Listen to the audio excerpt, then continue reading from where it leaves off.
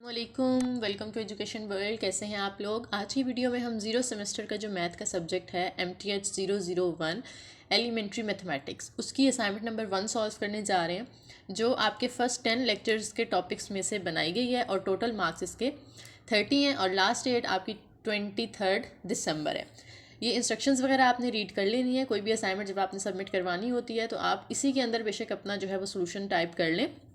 कोई आपने colourful background use नहीं करना, कोई कलरफुल राइटिंग यूज़ नहीं करनी।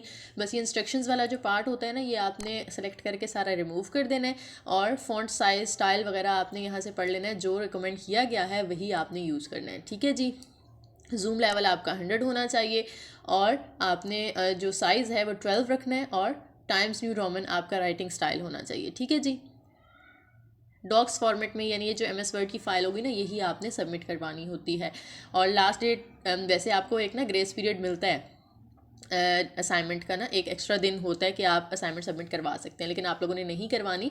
वो कह रहे हैं कि 50% मार्क्स डिडक्ट हो सकते हैं अगर आप ड्यू डेट के बाद असाइनमेंट सबमिट करवाते हैं, यानी ड्यू डेट के बाद जो एक दिन एक्स्ट्रा मिलता है ना, उस दिन पे अगर आप करवाएंगे तो।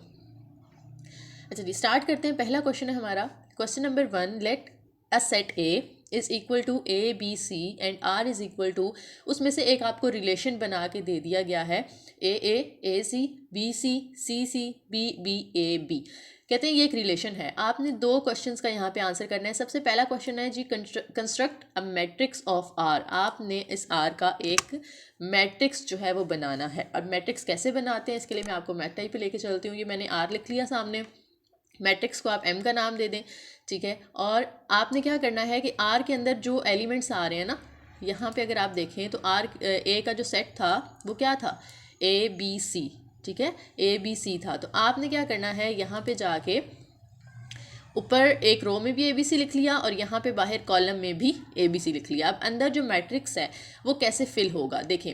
पहला जो हमारा सेट है ना वो AA है, ठीक है, यानी A के सामने और A के नीचे यहाँ पे आप लिख देंगे 1, क्योंकि A जो है वो इसके अंदर प्रेजेंट है, तो वो हम उसके लिए ट्रुथ वैल्यू या जो मैट्रिक्स में हम वैल्यू लिखते हैं वो 1 होती है। उसके बाद A का यहाँ पे रो A की है और कॉलम B का है, यानी AB को आपने देखना है, क्या इसके अंदर AB मौजूद है।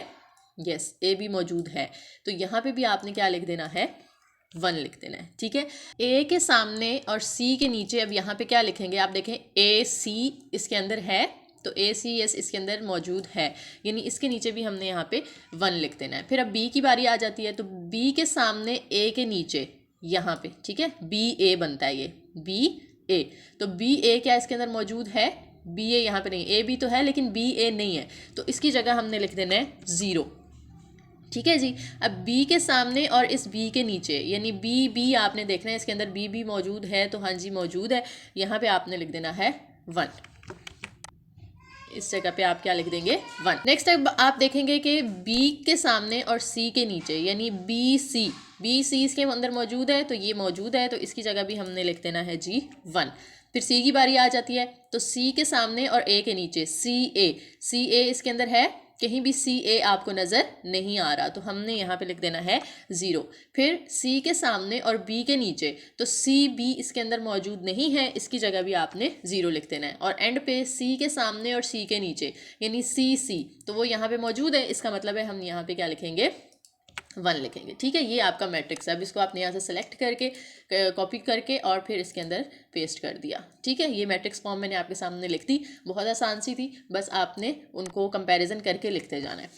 सेकंड पॉइंट के अंदर हमसे पूछा जा रहा है, check whether R is a reflexive, asymmetric और अ ट्रांजिटिव रिलेशन, जस्टिफाई और आंसर विद प्रॉपर रीजनिंग। आपने देखना है कि ये जो आपने ऊपर रिलेशन बनाया हुआ है क्वेश्चन के अंदर, ये वाला रिलेशन, ये सिमेट्रिक है, रिफ्लेक्सिव है और ट्रांजिटिव है या नहीं है। अगर है तो भी रीज़न देनी है और अगर नहीं है तो भी रीज़न देनी है। सबसे पहले तो हम देखते हैं रिफ्लेक्सिव को, ठीक है।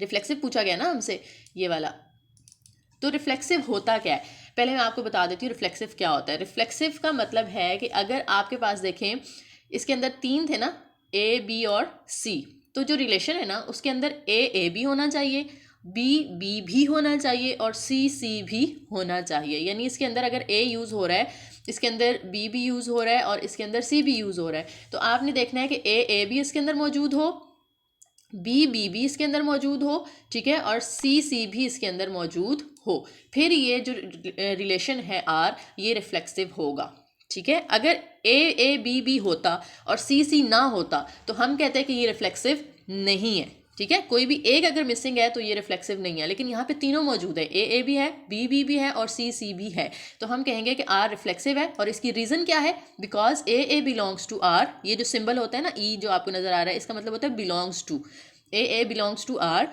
B belongs to R and C belongs to R. ये आपने उसकी प्रॉपर रीज़न दे दी, ठीक है। अब नेक्स्ट चलते हैं हम, दूसरा जो हमसे पूछा गया है वो है सिमेट्रिक। सिमेट्रिक क्या होता है, पहले इसको समझना ज़रूरी है कि अगर आपके पास जो रिलेशन है उसमें ए बी लिखा हुआ है ना, तो उसके ऑपोजिट बी ए भी होना चाहिए, ठीक है। जैसे ए को तो आप छोड़ दें, वो तो सेम है, ये देखें ए सी है, तो आपके पास सी ए भी होना चाहिए आगे, जबकि सी ए हमारे पास मौजूद नहीं है, तो इसका मतलब है ये सिमेट्रिक नहीं होगा, ठीक है। इस जैसा सेम उलट भी होना चाहिए था। अब जैसे यहाँ पे बी सी है तो इसका उलट सी बी बनता है, तो सी बी यहाँ पे मौजूद होना चाहिए था, जो कि नहीं है। इसी तरह से आप देखें यहाँ पे ए बी है लेकिन बी ए इसका उलट यहाँ पे मौजूद नहीं है, तो ये जो है वो सिमेट्रिक नहीं होगा। R is not symmetric because A C belongs to R but C A does not belongs to R. ऊपर लाइन मैंने लगा दी, इसका मतलब ये है कि वो उससे बिलोंग नहीं करता। ए सी तो बिलोंग करता है लेकिन सी ए उसमें मौजूद नहीं है, उसका उलट मौजूद नहीं है। इसी तरह से बी सी तो बिलोंग करता है आर से, लेकिन सी बी उसके अंदर मौजूद नहीं है, ठीक है। और ये हमने एक और दफ़ा भी लिखना है। इसी तरह से थर्ड भी हमने यहाँ पे लिख देना है कि ए बी तो बिलोंग करता है आर से, लेकिन बी ए जो है वो आर से बिलोंग नहीं करता, ठीक है। ये रीज़न होगी कि ये सिमेट्रिक क्यों नहीं है। अब तीसरा हमारे पास आ जाता है जी ट्रांजिटिव।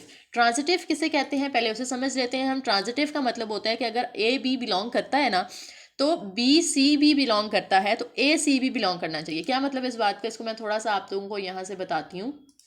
देखें यहाँ पे ए सी है, ये देखें ए सी है, अब ये सी पे एंड हो रहा है, ये जो नंबर है वो सी पे एंड हो रहा है, ये वाला पॉइंट। तो अगला सी से कोई स्टार्ट होने वाला पॉइंट ले लें, जैसे ये सी से स्टार्ट होने वाला पॉइंट है ना, ठीक है। अब ये जो दोनों में पहला और आखिरी मैंने टिक किया है ना, ये छोड़ दें और इसका पहला और इसका आखिरी देखें, उसका पेयर बनता है ए सी। तो क्या ए सी इसके अंदर मौजूद है? हाँ जी, ये मौजूद है यहाँ पे, ठीक है।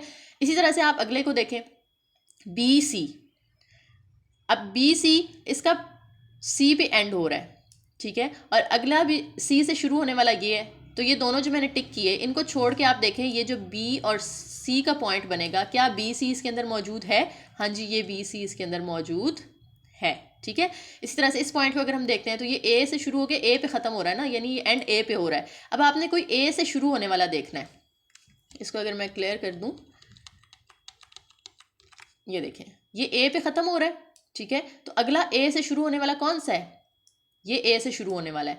तो हम देखते हैं कि इसका पहला और आखिरी जो है ए सी, क्या वो इसके अंदर मौजूद है? हाँ जी, इसके अंदर ये वाला मौजूद है। इसी तरह से अब अगर आप देखें कि ये ए पे ख़त्म हो रहा है, तो ए से एक और भी शुरू हो रहा है।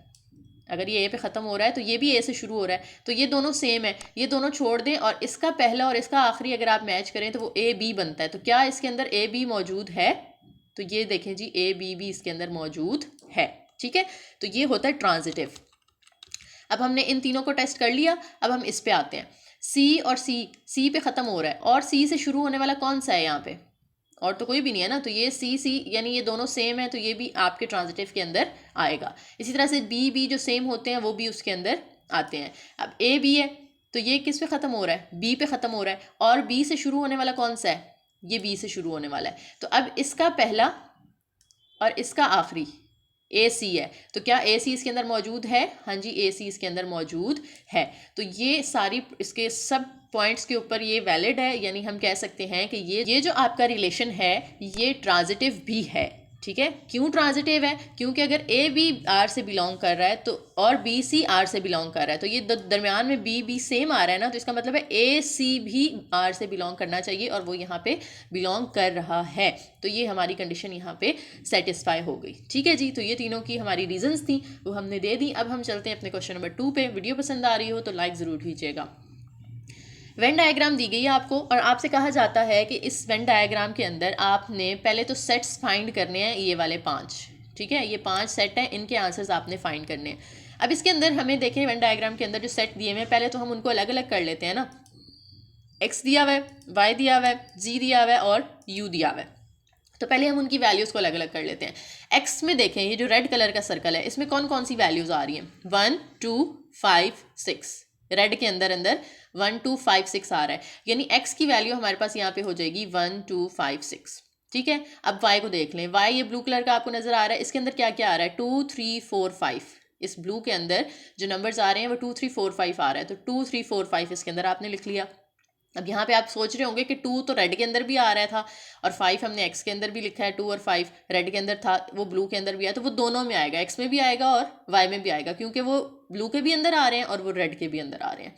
इस तरह से जब आपने जी को लिखना है तो जी देखें, ये ग्रीन कलर में आपको कौन कौन से नंबर्स नज़र आ रहे हैं, आपको 4 5 6 8 9, ये 5 नंबर नज़र आ रहे हैं। तो जी की वैल्यू हमने लिख ली 4 5 6 8 9। और U जो है वो यूनिवर्सल सेट होता है, तो यूनिवर्सल सेट आप देखें कि इस पूरे U के अंदर ये जो स्क्वायर नज़र आ रहा है, इस पूरे के अंदर कितनी वैल्यूज़ हैं, देखें 1 2 3 4 5 6 7 8 9 10, ये सारी वैल्यूज इसके अंदर है ना। तो U की वैल्यू जो होगी वो हमारी होगी 1 से 10 तक। ये तो हमने लिख लिया सेट्स। अब पहला जो सेट था वो क्या था कि आपने x माइनस वाई फाइंड करना है, ये x divided by y find करना है, दोनों का मतलब एक ही होता है। तो ये मैंने आपके लिए रेड तो कर दिया, यहाँ पे आप लोगों ने इसे रेड नहीं करना, मैंने सिर्फ क्वेश्चन हाईलाइट करने के लिए किया है। आप इसको बोल्ड कर लें और लेकिन ब्लैक में ही रखेंगे, ठीक है। x माइनस वाई आपने फाइंड करना है या x ओवर y फाइंड करना है, तो मैंने उसको माइनस की नोटेशन में लिख लिया है। x माइनस वाई फाइंड करने के लिए हम x का सेट लिखेंगे, यहाँ पे जो हमने इधर लिखा हुआ है 1 2 5 6 वो लिखा, फिर माइनस लगा के इस y की वैल्यू आपने यहाँ पे पुट कर देनी है जो कि है 2 3 4 5, तो वो हमने लिख ली। अब माइनस में क्या होता है, माइनस में ये होता है जो सेम नंबर्स होंगे ना वो आपने एक तरह से कट कर देने होते हैं, ठीक है। बेसिक जो डेफिनेशन होती है ना माइनस करने की वो ये होती है कि आपने x के वो एलिमेंट्स लिखने हैं जो y में मौजूद ना हो, ठीक है। और वो क्या तरीका होता है निकालने का कि आप दोनों सेम कट कर दें। जैसे यहाँ पे देखें 2 और 2 सेम आ रहा है तो वो आपने कट कर दिया, 5 और 5 सेम आ रहा है वो कट कर दिया, और तो कोई भी सेम नहीं है तो 2 और 5 आपने यहाँ से कट कर दिया, तो पीछे क्या रह गया, यहाँ पे 1 और 6 रह गया। तो x माइनस वाई का आंसर होगा 1 और 6। अब आप सोच रहे होंगे कि इसके अंदर भी तो 4 बचा हुआ है, ठीक है, इसके अंदर 3 भी बचा हुआ है, तो हमने ये 3 और 4 क्यों नहीं लिखा, क्योंकि माइनस करते हुए आप हमेशा जो पहले सेट के अंदर एलिमेंट्स बचते हैं ना वो लिखते हैं, दूसरे में अगर कोई बचता है तो वो हम नहीं लिखते। जैसे मैंने अभी आपको डेफिनेशन बताई, हम x के वो एलिमेंट्स लिखेंगे जो y में नहीं है। तो यहाँ पे देखें 2 और 5 तो y में थे ना, तो वो हमने नहीं लिखे, 1 और 6 y में नहीं थे तो वो हमने यहाँ पे लिख लिए, ठीक है। तो इजी तरीका ये है कि आप कट कर दें सेम वैल्यूज़ और पहले के अंदर जो बचती हैं वो आंसर में लिख दें। इसी तरह से सेकंड में हमने y माइनस जी फाइंड करना था, तो y की वैल्यू लिखी, माइनस लगा के z की वैल्यू लिख दी हमने। अब हमने ये y z के ऊपर लिखी हुई है, ठीक है। अब हमने इसमें भी माइनस करना है, तो हमने y की वो वैल्यूज़ लिखनी है जो z के अंदर मौजूद नहीं है। तो 2 3 और 4, सॉरी यहाँ पे 4 लिख दिया मैंने गलती से, ये 5 है, इसको ठीक कर लेते हैं। 4 तो मौजूद है ना उसके अंदर, ठीक है, सिर्फ 2 और 3 आ जाएगा यहाँ पे।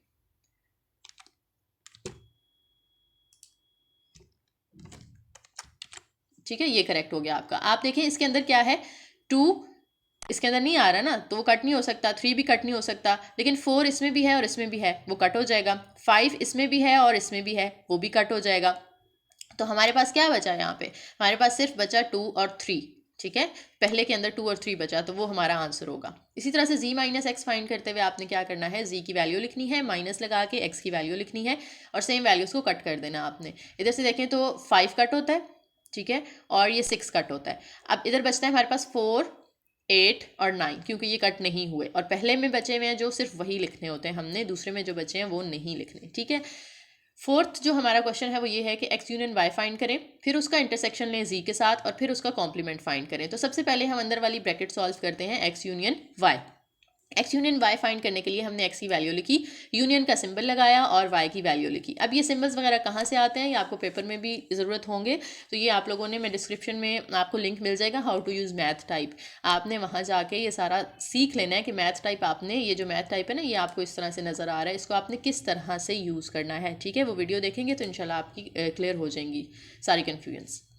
अच्छा जी, x यूनियन y फाइंड करने के लिए x लिखा, यूनियन लगा के y लिखा। अब यूनियन में क्या होता है कि आपने सारे नंबर्स इकट्ठे करके लिख देने होते हैं, और जो 2 दफ़ा आ रहे हैं ना उनको 2 दफ़ा नहीं लिखना, उनको एक ही दफ़ा लिखना होता है, ठीक है। देखें यहाँ पे हमारे पास 1 2, उसके बाद 3 4 5 6, ठीक है। तो 1 से 6 तक सारे नंबर से, तो वो हमने यूनियन में इकट्ठे करके लिख लिए। इसी तरह से अब आपने जो यूनियन लिया है उसका इंटरसेक्शन लेना है जी के साथ। यहाँ पे देखें तो हमने जो यूनियन लिया उसको ब्रैकेट में लिखा और इंटरसेक्शन लगा के जी लिख दिया। तो इक्वल के साइड पे ये जो x यूनियन y का यहाँ ऊपर आंसर आया था ना वो लिखेंगे, इंटरसेक्शन का साइन लगाएंगे, फिर जी की वैल्यू लिखेंगे। और इंटरसेक्शन में होता है कि सिर्फ जो सेम नंबर होते हैं वो आंसर आता है। तो सेम नंबर दोनों में कौन से आ रहे हैं, 4 दोनों में आ रहा है, 5 भी दोनों में आ रहा है और 6 भी दोनों में आ रहा है। इसके अलावा कोई नंबर ऐसा नहीं है जो दोनों में मौजूद हो। तो इसका आंसर होगा 4, 5, 6।